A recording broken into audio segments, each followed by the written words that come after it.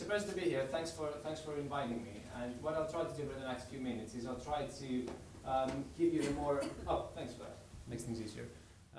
So I'll try to give you some of the evidence that come from research and interventions and the literature that we know that we have covered in the Mental Health Foundation. And what we do in the foundation is we focus on public health and population health. So we know, as Rachel has very clearly said, there are things that work for some people and don't work for others.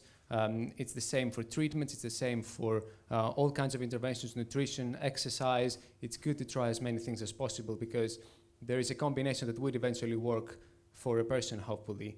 And the way that we work in the foundation is we essentially we do research and policy and practice in one, and then we try to transfer these messages into the services, into the community, working very closely with both the experts by experience and the experts by background. So it's that co-production element into all of our activities that makes the difference. And when I talk about public health and when I talk about taking a public health approach, what I mean is essentially looking at the big circle in the World Health Organization framework, which is prevention.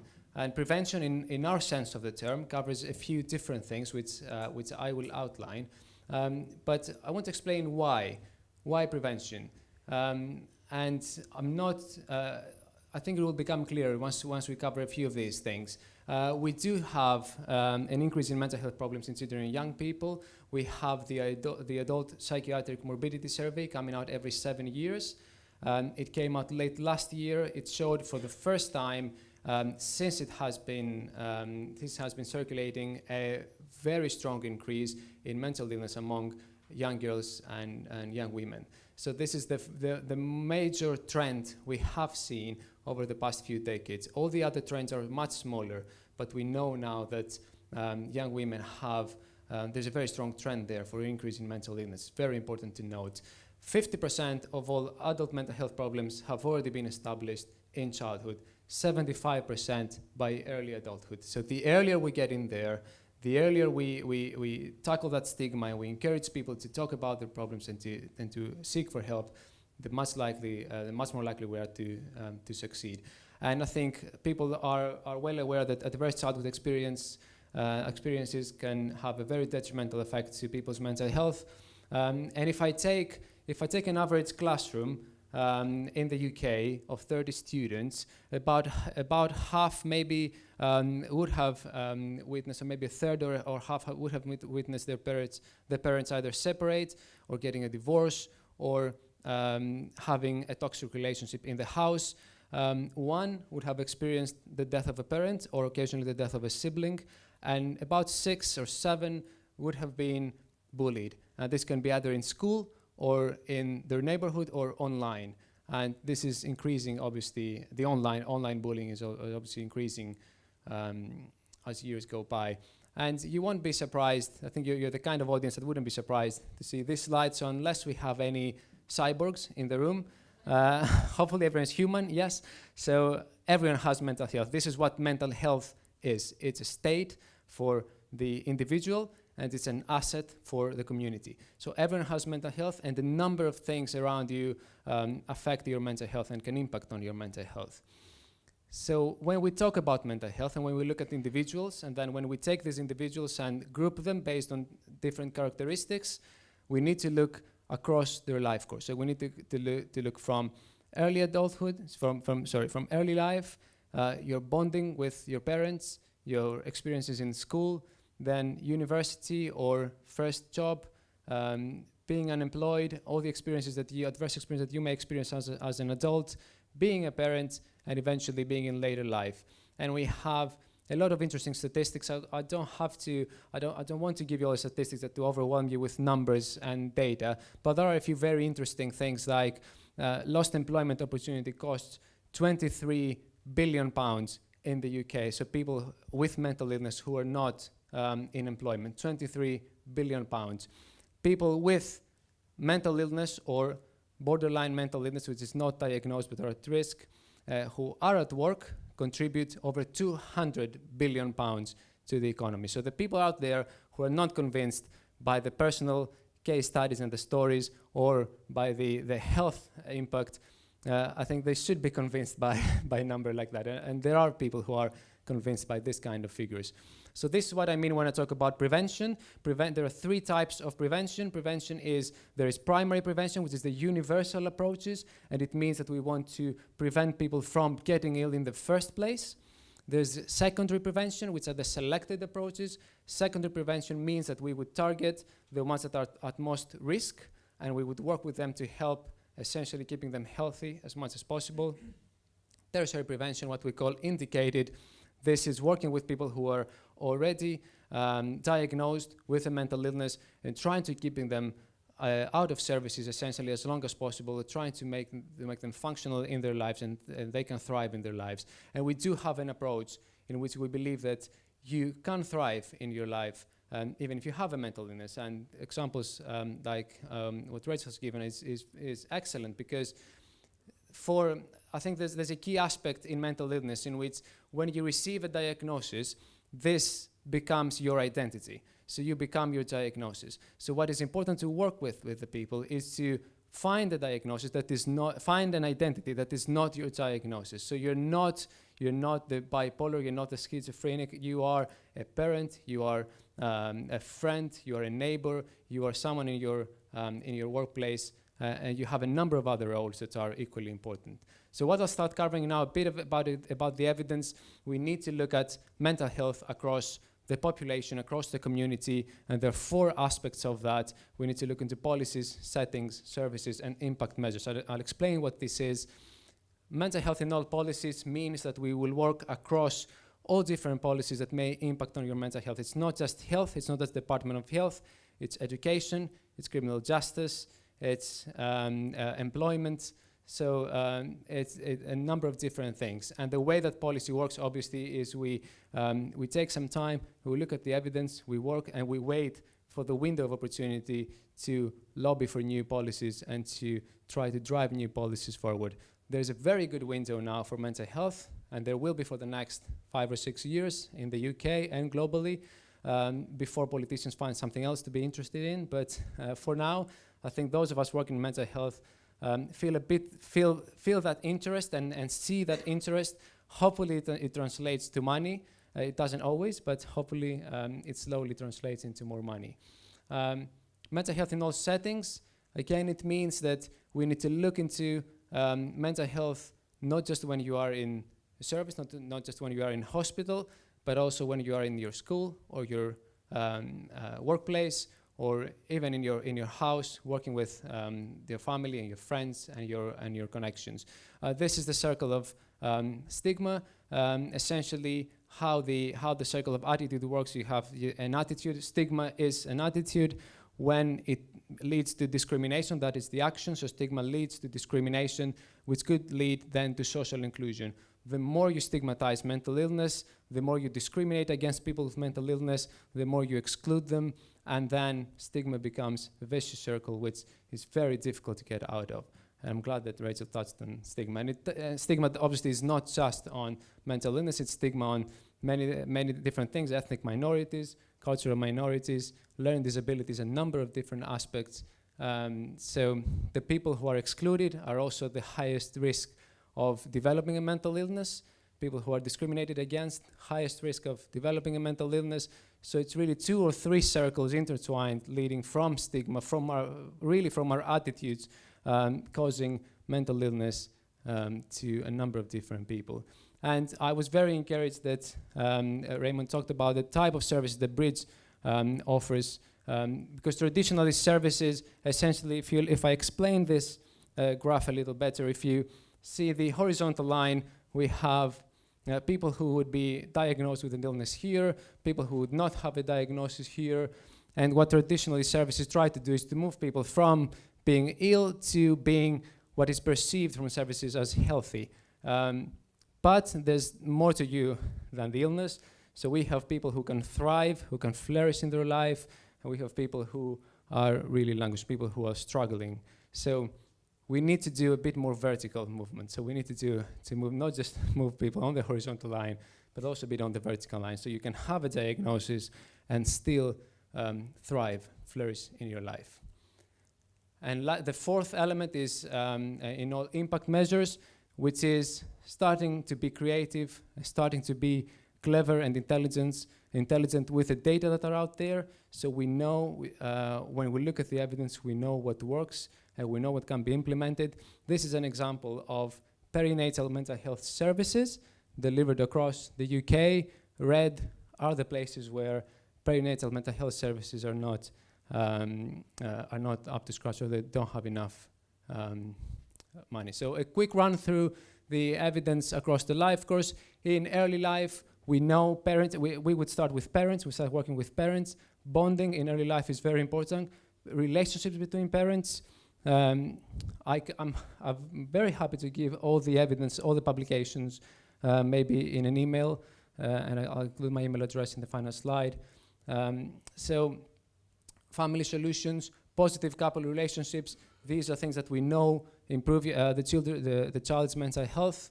In school, this is the whole school approach. A whole school approach means that you don't only work with children, but you also work with the teachers. This is the next big group. So starting from parents, we would work then with teachers, but it's also staff development. It's also working with the parents and the carers, and the ethos and the environment, the whole culture in a school that is important to nurture good mental health. Going on to teenage years and early adults, peer-to-peer approaches, there is good evidence, and it's been, and we accumulate even more good evidence that young people value peer interventions. So the more we train young people to deliver interventions and awareness to their younger peers, the more we know that this will increase awareness. So, and it will increase, essentially, very importantly, it will enhance attitudes around stigma, discrimination, and bullying. In the workplace, again, a whole workplace approach.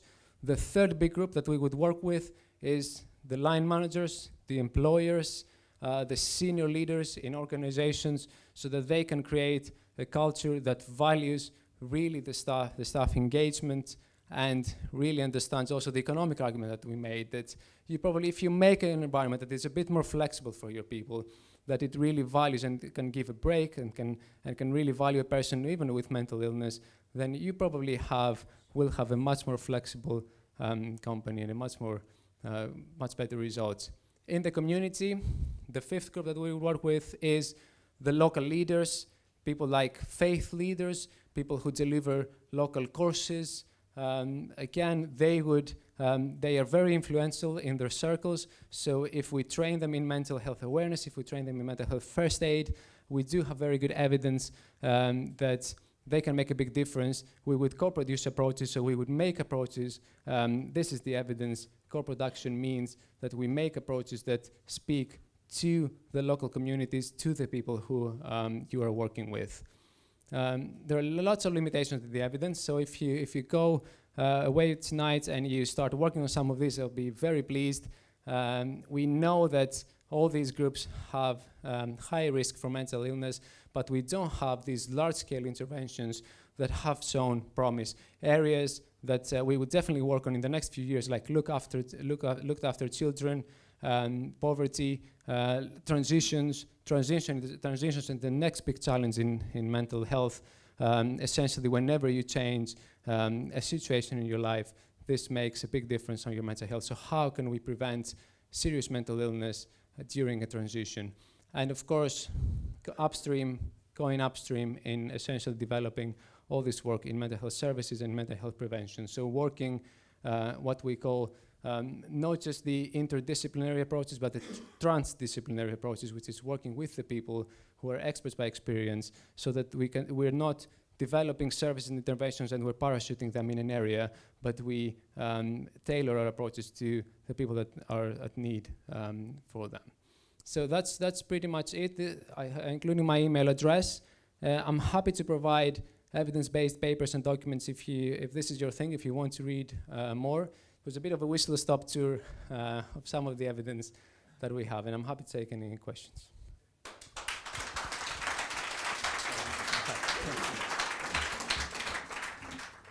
Obviously, with the presence of social media now, you say that there's an increase in younger people being diagnosed with mental health. How do we as a community tackle that? Because it has such a presence now with younger people, even probably as young as 10, 11, having access to Twitter, Facebook, Snapchat, that it does genuinely bring into their lives bullying, issues around mental health that will be raised from a younger age. But how do we tackle that as a community? No, it's a very good question, and it's something that really caught us off guard in mental health and public health, because I think 10 or 20 years ago, no one was expecting this whole area of bullying and discrimination reaching children without parents knowing, without teachers knowing. It's a new area that really caught us off guard. Makes you think, what will the next one be? I think on social media, we need to work with the children in the first instance. Not just on the behavior of the ones that are the bullies, because they are also as well, they are at high risk of later in life becoming mentally ill. But potentially what I would do is I would work with children perhaps in schools. I would encourage them on how can you make your social media accounts and environment mentally healthy or mindful. So And I think it's very legitimate. We do encourage people to block people who are messing with your mental health, to block people that are posting things that are not good for your mental health, to not engage in social media battles and discussions that are endless and ending up leading you into insomnia or being detrimental to your stress and your anxiety. So I think working with the children to help them understand why it is important to build a mentally healthy social media environment and how to do that is important. And I think in the same way as every one of us would like that. I want to go on Facebook and I don't want to see 100 posts about Trump, for example, but I want to see these positive stories and this positive messaging. I think the same way we need to work with children. This is an ignorant question, but who are you? I don't mean you personally, but the foundation who funds you, how do you do your research, where's it published, and so on. I'm very ignorant about the organisation. Sure. So the Mental Health Foundation is a national charity. We work across the UK, offices in all 4 countries. We've been around since the late 1940s. We do, essentially our role is to devise interventions, design them into being programs essentially of work within healthcare, within community, pilot them, test them, and then potentially embed them either into services or into the community. We publish our work academically. We publish our work on our website with reports, with accessible reports and guides, toolkits. We have one of the main goals is improving the mental health literacy of the public. So all our resources on our website, if you go on our website, all our resources are evidence-based. They have been either written or checked by researchers, by people who have who are experts by backgrounds, and we don't publish anything that we wouldn't have checked and double-checked, and we update our literature every year. So both on our website and academically, we do all our work is evidence-based. In terms of funding, we do receive funding from either the traditional funders like the Big Lottery Fund, Comic Relief, the funders that essentially fund interventions and delivery, the normal fundraising routes, and unfortunately not much government funding, but maybe we'll get there in the end. I'd like to know how you're getting your work into schools. How are you proposing to do that? Yes. I'll give an example of what we do now, which is one of the most promising approaches we've done in years, is a peer-to-peer education program. The first step for us is to identify a champion in each school, so a person who is interested in mental health, and you usually find them in PSHE or pastoral care. And then we go into the school and we train students who are 16, 17 years old to deliver mental health awareness sessions to students who are 11, 12 years old. 11 years old, based on the evidence, is the age where you can absorb the biggest amount of knowledge and still change your behavior. So by delivering these sessions, also obviously in a peer-to-peer setting, we maximize the change in attitudes and behavior and knowledge. It's not easy to work in schools. They have a lot of demands on their time, obviously, But I think the key for us is to find a champion in the school and show the evidence that what you do is worthwhile. Quite often we found that the teachers delivering the PSHE classes, they don't always have good materials or good or good evidence on what to deliver. So sometimes they do welcome these approaches and they do welcome to turn some of these sessions into these peer-to-peer sessions. So, yeah. So have you got a strategy, though, for actually finding the right person? Because I was head of PSHE in a school and it just gets squeezed. It was one lesson, 1 hour a fortnight, and if anything else had to be done, PSHE got squeezed. And while among the students there's a great need and desire for this, it's having the will coming from that leadership to actually get it into schools, I think. And also, they don't want to open any cans of worms that they've then got to do something about. Yes. So best of luck. Yeah, thank you. Thank you. Hello, my name's Karen.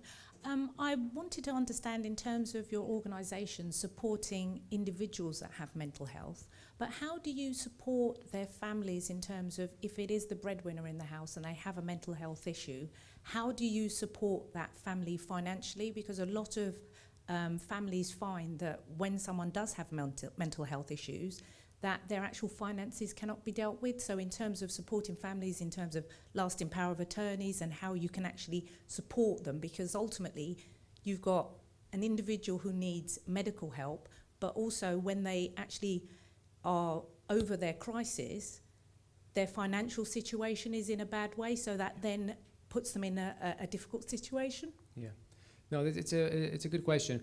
As a charity, we don't deliver the services and we don't necessarily work with individuals to improve their own lives or their family lives. We mostly take these population approaches. So we develop these interventions to improve essentially mental health of specific groups. The best evidence on what you're describing, I think, comes from peer support. So developing local peer support groups for people who share the same experiences. Defining who a peer is the first big question in peer support, because you want someone who has shared the same experience as you have, but also you might want someone who maybe if you're from an ethnic minority that is from your same comes from the same background, or if you're a migrant, maybe you want someone who has been a migrant. So defining who is a peer is very important. Creating the safe spaces to talk about mental health is very important, and then in these safe spaces you can work further to essentially set goals. There's a big science behind goal setting, but if you start setting these goals and supporting each other to achieve them, it could be things like looking after your bills and your taxes and your finances. It's very important, and I think the most compelling part of peer support is to get people who have essentially themselves overcome problems and are in recovery to support others who are in crisis, and this makes a huge difference. So I think, in response to your question, even if we don't do it individually, the best evidence that I know of come from these local peer support groups facilitated in safe spaces. Okay, we're going to draw this to a close. We have a round of applause for Antonis. Thank you very much.